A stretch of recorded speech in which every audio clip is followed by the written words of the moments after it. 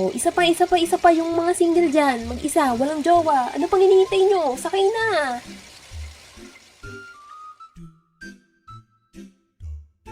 Marami akong kahihiyang nangyayari sa jeep at isa lang to sa mga yun.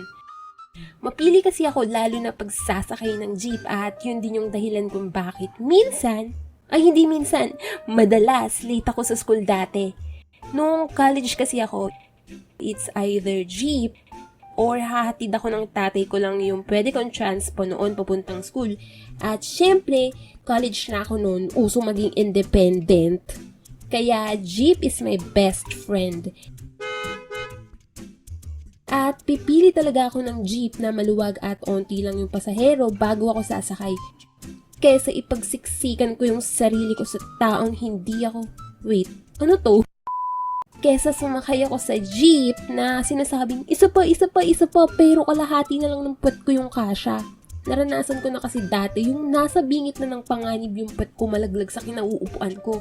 Yung kapit na ako sa bakal tapos sa calves ko na nilalagay yung pressure ng pag-upo ko. Kaya ang ending, nginig-nginig yung binti ko pagbaba ng jeep. Tapos aakyat pa ako ng hagdan pagdating sa school. Nice. Stress talaga. Yung late ka na nga, haggard ka pa dadating sa classroom. So, yun na nga. Ang dami kong sinabi pero hindi talaga yun yung kwento ko. So, one time, sa sobrang kaartehan ko, habang naghihintay ako ng masasakyan, malayo pa lang napuko agad ng atensyon ko ang isang jeep na walang laman. Ay, meron pala yung driver, syempre. Paano ang